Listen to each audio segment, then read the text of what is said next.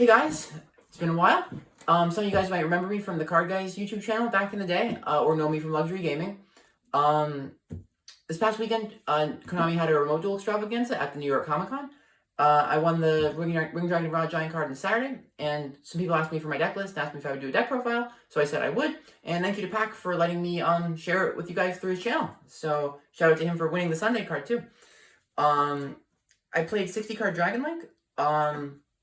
I'll go over why I like 60. I won't necessarily say it's the best over 40, but I think it is a very good choice. I think Dragon, like, of some form is definitely the best deck. Like, I think that's consensus agreement that Dragon's the best deck. Dragon was the best deck before the list, in my opinion, and just didn't get touched on the list. Like, okay. So, anyway, 3 Black Vinyl, Standard, Red Eyes, your 1-card starters. 3 Separate, Babies. Any one of these alone is full combo. Any 2 Dragons is full combo. Any 1 Monster plus 1 Tuner is full combo. So, 3 Nocto, Cool Extender, 3 Tracer, 3 Rocket Synchron, 1 Recharger, 1 Silver Rocket. This should be Magna Rocket. Magna Rocket's a really good Dragoons out. Silver Rocket's effects almost never come up, other than when you're, like, grinding and, like, floating it off Tracer and then popping it to another one, end phase, like, which almost never comes up itself. I'll explain after why I play such a high rocket count, but anyway, 1 Router, 1 Brotor, all the engine requirements, Levy, Phalanx, Cube, Buster. For hand traps, 3 Gamma, 1 Driver, 3 Ash, 2 Nibiru, 2 Droll. I've played around with the hand trap lineup a lot. There's way more on the side. There's only 13 in the main right now, which is very low in my opinion for 60, but like you can't really fit more because like the deck just doesn't have that much space. There's so much stuff you have to play. You have to keep the ratios right. Like if you're bumping up the count, you have to like keep the proportion of extenders the same. So if you're increasing your card count, you have to make sure you can't just add cards, you have to add extenders. So you can't just like add too many hand traps in, but Nibiru is probably the best hand trap right now. Nibiru is definitively the best hand trap in combo mirrors, so against Dragon and Infernal. It's usually not enough to stop them by itself. Pretty much no one hand trap is generally enough to stop Dragon from continuing to combo. You usually need a combination of 2 hand traps or more. But Nibiru plus additional hand trap is like the best combination of 2 that you can have. And if you had to have one by itself, it's still the best one to have by itself. There's like some small subset of hands in Dragon that like 1 Nibiru alone does stop. Droll, another good one versus Dragon. Again, generally not enough to stop Dragon full combo by itself. They'll usually end on Savage Spheres Herald under Droll, or like, yeah, usually that. But Droll has a lot more coverage versus the field, so against Dogma and Dino, which are the 2 most popular control decks right now, Droll has a lot of utility. And then Gamma, like, obviously he's dead going first, but generally this deck, if it goes first, it usually wins. Not always, obviously, if they have 2 or more hand traps, but Gamma's still one of the best ones going second, probably the second best one after Nibiru, so it's worth maining. And if you open Chaos Space, Gamma's combos really well with that, because it blocks Droll or Ash, connects with Droll or Ash. Anyway, so spells. 1 Called, 2 Tactics. The only thing this deck loses to is hand traps if you're going first, so these stop hand traps. Sometimes you can brick, I feel like, on Tactics. It's just such a bad card to open if you do brick. So like I don't like getting 3, but I side the 3rd one. I always put in going first. And also always side these out going second. Like people think like going second like it grinds really well. It kind of doesn't in a lot of matchups. Almost every matchup I've ended up coming to the conclusion I do not want to keep that in. 3 Chaos Space, more 1-card combos. This is like a 4 for 1 because it gets you a baby, which gets you another baby, which gets you to a draw, which gets you to another baby. So it's 4 for 1. 3 Quick Launch, another good extender, gets you a tuner. Good for after you get Nibiru, you can still go into Fiber. 3 Legacy. This is almost like 2 extenders in 1 because like, main combo usually involves making LP Striker under your Link 2. If you have this, you only need to make LP under your Link 2 without needing to make Striker, so it's essentially like, it's almost like 2 extenders in 1. And then the 1-ofs, Foolish, 1 for 1, Living Fossil, that's because it's searchable off Cube, Reborn, Boot Sector Lunge, Ravine, Lance, Smoke Grenade, and then 3 Imperm, the other 3 hand traps. This is like not a super impactful hand trap, but it's still one of the best ones in a way because like it doesn't turn, it's the only one that like doesn't make Tactics live or called by. Ravine's important because it gives you another target for Romulus, so if you open Lance or Phalanx, you still have something live that you can go into. The 40 card build has trouble like fitting, this and like with Router. So that's one of like I just like that in the 60 card build you can fit a lot of utility, a lot of toolbox ability. What was I gonna say? Yeah, pretty much Foolish, you're pretty much only ever sending Router. Sometimes Rotor, generally just Router. You're playing 60, so you don't usually draw it, so it's fine. And yeah, that's the main. So just to go over a little bit why I play such a high rocket count and kind of the idea, the theory behind what you need to do if you're going from if you're playing a 60 card deck. So the two reasons really to ever play a 60 card deck are one, or to play a greater than 40 card deck are one, if you simply have to, like there's simply so many engine requirements that you can't fit it in 40. And B, if similarly, if you have engine requirements that you generally don't want to draw and you simply want to dilute your probability of drawing them. So like, let's say you have, like, so in this, you could probably get away with 45, 50 and fit all the engine requirements. But I still prefer playing additional cards because you dilute your chance of drawing the shitty ones, like the bricks. So, for example, there's at least, I believe, 5 or 6 like hard bricks in this deck. You have Cube, Smoke Grenade, Buster, there's that Driver. I believe there's one more. What am I missing? Yeah, no, so 5. Boot Launch, yeah, 6. So, by increasing your card count, you obviously decrease your chance of drawing the bad cards. Now, likewise, you decrease your chance of drawing the good cards. So it's a trade-off. I feel I would much rather, because any 2 extenders is still full combo, any 2 dragon-type monsters is still full combo, I would rather accept, like, decreasing my chance of opening one of the, like, 1-card starters in exchange for decreasing my chance of drawing, like, these cards. You still have, if you count Chaos Space, 11, 1-card combo cards, and you only need to see 1. So, and you don't even need to see 1 if you just see 2 any other extenders. So, really, consistency doesn't become a problem even when you're playing 60. But seeing those like brick cards proportionally less is very impactful in my opinion. Now, there's one criteria that has to be fulfilled if you are playing, like, if you're just increasing your card count for the sake of, again, dilution. And the criteria is, like, you have to make sure that the proportion of combo cards to non-combo cards in the deck remains the same. Otherwise, you are decreasing your overall consistency. For example, if you're playing a 40-card deck and 30 of the 40 cards, or let's say 30 of the 40 cards are starters / extenders, and the other 10 are like hand traps, engine requirements, and like cards like tactics are called by non-combo cards. You want, if it's 75%, that's probably a high estimate. It's probably, if you don't count engine requirements, it's probably more like 60%. Let's say 60%.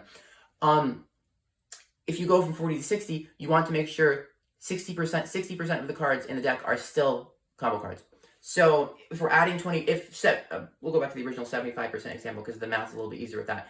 If 75% of the cards in the 40 card deck are combo cards, we want to make sure 75% of the cards in the 60 card deck are still combo cards. So if 30 of the 40, then we want 45 of the 60 to be. So that means in the 20 cards we're adding, 15 of them have to be extenders. So the reason I play the high rocket count is all of the rocket monsters are essentially extenders. Players generally don't negate Striker Dragon, so Boot Second Launch almost always resolves being added to hand, at which point any rocket monster in hand is an extender. Any dragon-type monster is an extender, because any dragon-type monster is an extender, because you can go into LP with it. So Rocket Synchron is particularly useful because it's a tuner, so you can access fiber, like if you get into Beard. So yeah, basically, the idea was, in 60, like, it's essentially equally as consistent as 40, as long as you maintain the same ratio of combo cards to non-combo cards. So, I hope I did a decent job of explaining that concept. And yeah, I actually feel it increases your overall consistency because you decrease your chance, again, of seeing the brick cards. So, alright. After that, I'm just going to go through the side and extra real quick. And then, yeah, and that's it. I'll make a big pile. In fact, you know what? I'm going to throw these all on the floor. That seems fastest. Alright. Extra deck. Free Striker Dragon. Romulus. Link Crust. Fiber. LP. Pisty. Protector Whelp. Spheres. Marcher. Herald. Savage. Union Carrier. Oral Sword. You basically have one flex spot in this extra deck that you can choose what you want to play with. It's either a third striker is generally the most popular choice. Some people like to play Scarlight, Red Dragon, Archfiend if you're playing IRL. If there's time, 40-minute rounds, then that comes up for just a generic level 8 sinker you can make in time to burn the opponent for like 500. There's another option. I was playing Area at one point because I was siding the Gizmic Fox package, but I ended up testing not that good, so cut that. basic combo goes through each of these monsters in the extra deck turn 1 always. Like you always use 2 Strike Dragon for full combo. So the third one comes up because turn 2, if you have one remaining in extra deck, it just makes it very easy to do full combo. You can just turn any dragon into Striker Dragon adds back Recharger Reborn's Darkest Metal Dragon Reborn's either LP or Pisty. It just becomes very easy to combo from there. Into Boral Sword, which is usually at that point your last remaining card in extra deck. Yeah, so that's that. I'm not going to go through like showing you the flags of the full combo. I think Dragon's relatively well known at this point how the combo works, but the end board is Spheres, Savage, Unicarrier with Buster on Savage, Herald, and Resolving Smoke Grenade. So it's 4 stops plus Buster Lock plus a discard. Or 3 plus 1/1, yeah. And that's off of, again, 2-card combo basically. You need 1-card combo plus Tracer or 2 extenders including Tracer. Side deck, third Tactics, always goes in going first. I basically have invested the majority of the side spots into just additional hand traps. I feel the deck plays very well against control. Going second, this deck plays really well through stops. You can play through sometimes 3-4 stops. Going second with this deck, like Boost Sector Launch's Reborn effect, automatically becoming live whenever you're going second is really good. Like the fact that like Rom and Hulk automatically bait stops, and if you like open additional extenders, you can keep going. It's just really good. Like I'm trying to think what else. There's just so many things. Like I don't know. The deck's just very very good going second. Against control. So to me, the biggest current concern is just combo mirrors. So I spend the majority of my side space on just more hand traps. 3 Veiler. Not particularly good hand traps. They're all just generic. I'm not a fan of like cards like Gnome, which are like really high, potentially high impact, but potentially like higher impact, but like less consistent. Because like sometimes Dragon can just play around Gnome for free if they just like open red eyes. But yeah, all of these at least like are always like decent trades. If you're playing against the 40 card build, Ogre is particularly good because a lot of times if you Ogre Romulus, the 40 card builds aren't playing Ravine. So if you Ogre Romulus, you clear the Romulus and the Lance is just dead, so they can't even like go into Ravine with it. So Ogre's really good. Third Nibiru, again, Nibiru's the best one. Side the third one. Third Droll. 1 Lancia. Lancia's like okay against Dragon. It's solid. It's not that good against Invulnerable in my opinion. It only trades with Gearfried really and like turns off DDR. But I like to play 1 because it's searchable going first. And against Dino, it's like really, really clutch. So like going first against Dino, you go Herald, then you Brotor target your Herald, just because it's a light fairy. So you search Lancia off your Brotor. Or alternatively, you can equip it to one of your monsters with Union Carrier, and then on their turn, you can bounce it to your hand with Hieratic Spheres, and then you can contribute it or discard it from hand. So yeah, 1 Lancia. Notice I'm short. So I had like it's a 75 card deck with the side. I had 74 of these pink sleeves. I've been playing like had to re-sleeve 1 card every single time. 3 Kaijus and 3 Lightning Storm. Lightning Storm is literally like the only card I'm siding basically strictly for control decks. And blind, I like siding in because you don't always know what they're playing going second. Kaijus I really like right now because they're one of the only cards that are completely live and trade versus both combo and control decks. So like against combo, obviously Kaiju by itself isn't going to do anything, but like in combination with a hand trap or 2 hand traps, it's essentially acts as another hand trap. But against against control, it also doubles as like it's very useful against control because like against Dogma, you contribute a Clasia, turn off Fleur de Lis at minimum, and at best you contribute like a Dragoons, a Mechaba, a Tyranno, or a Dolka. So there's like a lot of uses for Kaijus right now.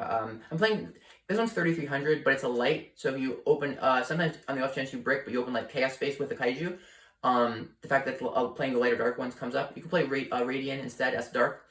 But yeah, the lighter dark ones are best in this deck. I have had it come up also where I was actually playing on Friday, the Friday event, Gamma Seal instead of the light ones, and I almost lost the game because the last card in my hand was Chaos Space and Gamma Seal, and it was just not lighter dark, so I couldn't discard it. But luckily my other card in hand was like Black Metal, and he just had no stop, so I was able to combo, but it almost came up where I needed the light dark attribute.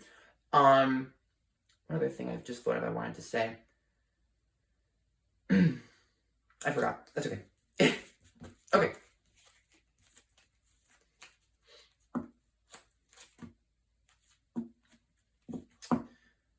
All right, so I think that's it. Yeah, the deck's really good. It just like post side you have so many options. Like again, it's total 22 hand traps or 21 hand traps plus 3 Kaijus plus 3 Storm plus 3 Tactics. So like there's so many like options to choose from going second of like what you want to like play to try to break boards, depending on the matchup. But yeah, overall it's really good. Going first, it's just like if you resolve time, which is game. Going second, it breaks boards really well. Good deck. And yeah, they definitely should have hit it on the ban list. I don't know why they didn't, but I will continue playing it in all tournaments and remote duels. And again, remote duels are really cool, so you guys should definitely check them out if you haven't. Setup is a little annoying at first, and it's a little tricky when you start getting used to things, but once you do, they're really fun. Feels just like locals.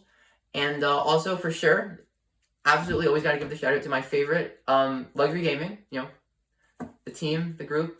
And I love playing in luxury tournaments. Like, you guys know I'm always in those. And definitely check out our Facebook page, Luxury Gaming, online tournaments. And yeah, shout out to, again, shout out to Pac for winning the Sunday Giant card. Shout out to Honko for winning the Friday one. Yeah, oh, lastly, shout out to my friend Brad, Big Guy 6X2798 on Dueling Book. He is the creator of this deck, or like, not creator of 60 card overall, but like, the version that I originally, when I started playing this deck, he showed it to me. He like taught me how to play the deck, showed me how good it was, and like, we've changed it a little bit since then, but yeah, shout out to him. All right, take care, guys.